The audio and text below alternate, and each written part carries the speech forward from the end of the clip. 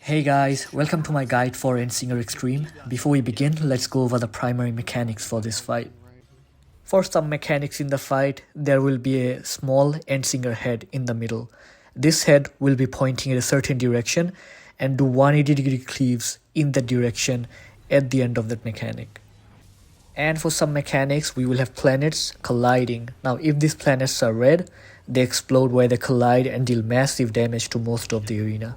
Only the arena's edge, around the opposite of where the explosion happens, is safe. So players have to get away from where these red planets explode. And if it's blue planets with rings, they do a knockback coming from them where they collide. So players have to get close to the slow planet here to get knocked back safely. Anti-knockback doesn't work here.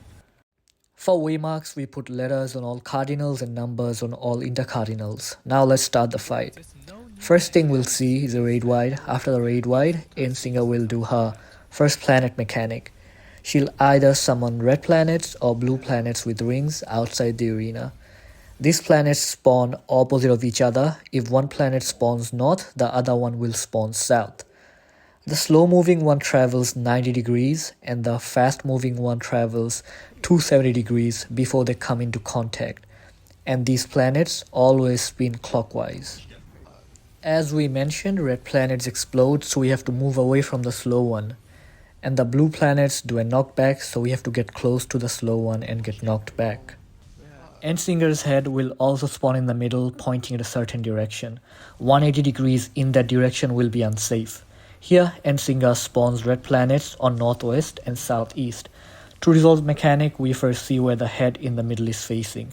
It's facing roughly northwest, and since the head does 180-degree cleave from northwest to southeast will be unsafe. After that, we see which planet is moving slowly. In this case, the planet from northwest side is moving slowly. And we know slow planet travels 90 degrees before exploding, so 90 degrees clockwise from northwest is southwest. To be safe, we have to go roughly to the opposite of southwest. So for this mechanic, the safe spot is near the northeast area around the edge. After this, we'll have another raid wide and then another planet mechanic. This time we have the blue planets with rings, and these planets, as we mentioned, do a knockback. So like before, we see where the head in the middle is facing to avoid cleave later, and then identify the slow moving planet and then move closer to the slow planet. Lastly, we have to get knocked back to a spot where the middle head isn't cleaving. Next up, Catastrophe Moi spawns 8 towers. We assign each player to a tower. But first, all players need to stack middle. Grip of Despair chains each DPS with a tank or healer. We have to break these chains, so stack middle, and after the cast ends, DPS run west and tank healers run east. Break the chains, and after that take your towers and look at the boss. If her eyes are bleeding, she'll cleave both sides of the arena. She'll also cleave half of the tower on the outside. So when taking tower, you'll have to stand towards the inside.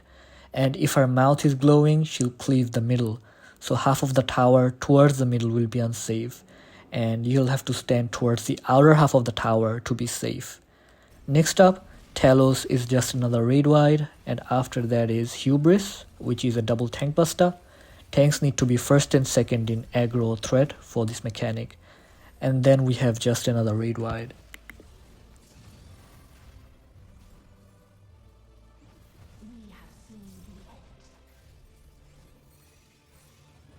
After this, we have a planets mechanic again, so resolve it like the beginning. It's red planets, so we move opposite of where they explode. However, this time, stack markers will go on both healers. So after the planets explode, divide into 2 light parties to share the damage. After this, we come to our first major mechanic, Fatalism 1. There's no head in the middle for this mechanic, and it's actually quite simple. 2 sets of planets spawn on both sides. Both of these will collide one after the other. To resolve this, first we stack middle and watch the planets, then sprint. After her red threads disappear, we have to keep an eye on both sets of planets. Endsinger will rewind the planets and we have to watch the animation. If the planet animation is red, then it's planet explosions. If the planet animation is blue, then it's planet knockbacks. In this case, we have red planet explosions. Now whichever moves first will explode first. Here we can see the planets towards the north side is moving first. So we quickly run to the opposite near the south side. So we dodge the first explosion like this, and then we run to the opposite of the second planets to dodge the second explosion. This mechanic can also have the blue planets, and in that case, we would just be moving towards the planets that move first to get knocked back to the other side.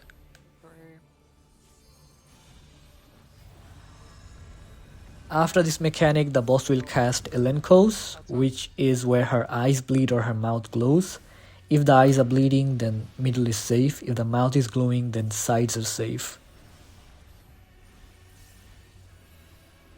After this, the boss does Twinsong. Here 5 heads will spawn. The middle head does 180-degree cleave at the direction it's facing, and 2 intercardinal heads opposite of each other will do donut AoEs, and the other 2 will do point blank AoEs. So first stand behind the middle head and then wait for AoEs to appear. Once they appear, simply move to the safe donut.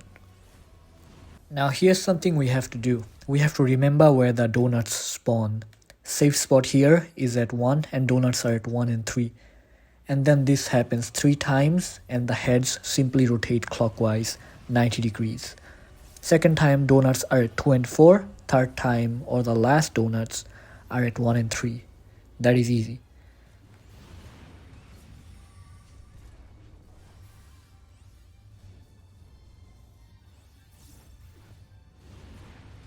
Now the boss will tether to all 5 heads and put a ring on each head. If the head has 1 ring, it will not rewind. If the head has 2 rings, it will rewind once, 90 degrees anti-clockwise. If the head has 3 rings, it will rewind twice, anti-clockwise. Now look closely, the middle head has 1 ring, so it won't rewind. It's facing north, and because it won't rewind, it will cleave the north side. So north is going to be unsafe. Next, the head at waymark 1 has 1 ring as well, so it won't rewind. Our last donuts were at 1 and 3, so the head at 1 is a donut. But because north is unsafe, we can't go there. The head at 3 has 3 rings, meaning the head at 3 will rewind twice. Last time, the head at 3 had a donut. If we rewind that once, then we get a point blank AoE. If we rewind that twice, then we get a donut again. And this donut is safe from the middle cleave. So our safe spot here is at waymark 3. Stack at C, and as soon as the AoEs go off, divide into light parties and look at the boss. She'll either do her mouth glowing or eyes bleeding. In this case, her eyes were glowing, so middle is safe. And we do our light party stacks, and after that hubris, so the double tank busters. So just put up your mitigations. And then she will do Despair Unforgotten. This will start a mechanic of 3 phases. For 3 phases, you will get 3 different mechanics. First, we assign clock positions to all players. Here the first phase mechanic is spread, so everyone just spread to their clock positions. Then come back around the middle. In the second phase, either all DPS or tanks and healers will get flares. Simply take flares to your clock positions at the edge. Here, all our DPS got flares, and then from the remaining 4 players, which are our tanks and healers, 1 will get a stack marker and the other 3 will get donuts on them. These 4 players need to stack together in the middle. This is followed by Elenkos, so look at her face. Here her eyes are bleeding, so sides are unsafe. After this, simply the opposite set of people get flares and the rest get stack and donuts, so position accordingly. After this, the boss puts rings around everyone. If you have 1 ring, you get the last debuff you just did, which in my case was flare. If you get 2 rings, then your debuff rewinds once. The second debuff for me was a stack, so I stack middle. If you have 3 rings, you get the first debuff you had, which was a spread. So just look at your rings and position accordingly to resolve debuff. Telomania is heavy raid whites followed by bleed, so mitigate, shield and heal.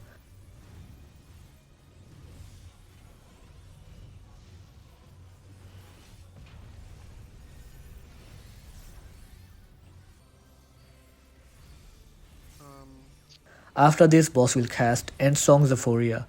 6 heads will spawn around the arena, and then look at boss because she will drop 4 rings towards the arena. These rings cover a large area and do big explosions, leaving 2 of the head areas safe. When you look at both, one side will have 3 rings and the other side will have 1 ring. This mechanic is the same as the Zodiac mechanic, so as we mentioned, we have 6 heads in the arena and each side of the arena has 3 heads. So one side will be completely unsafe and the other side will have 2 safe spots. So move to the side with 1 ring, sprint, and roughly estimate the safe spot. Even if you are wrong, when the AoE telegraphs appear, simply run to the safe spot as there's quite some time to adjust.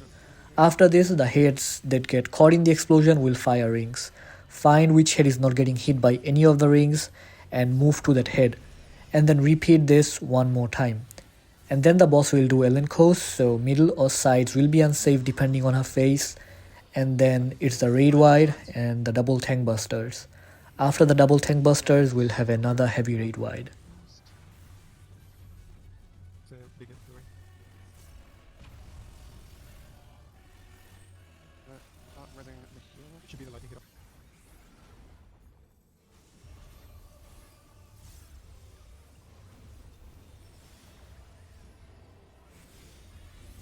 After that, we have the planet mechanic that we saw at the start of the fight. So just resolve it accordingly, and after the planet mechanic happens, we're going to have light party stacks, so stack accordingly. And then we move to Fatalism 2.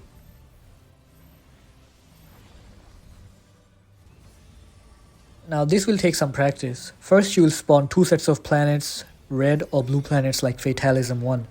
The planet animations here is red, so we have the red explosion planets first. But as these red planets start moving, she'll spawn another 2 sets of planets of the opposite type. Since we have red first, the opposite ones will be the blue knockback planets. To resolve this, first stack middle and watch which set of planet is rewinding first, and then resolve it like how you would normally resolve Fatalism 1. So our first 2 sets are red planets. We simply run to the opposite of these exploding ones to avoid damage. And once we've avoided both explosions, the party now needs to watch which of the knockback planets are moving first. And then just move to that planet to get knocked back. And that's how you resolve Fatalism 2.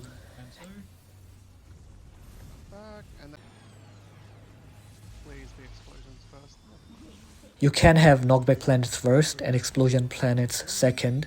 And in that case, you have to get knocked back to the safe side during the second knockback, which is a bit harder to do.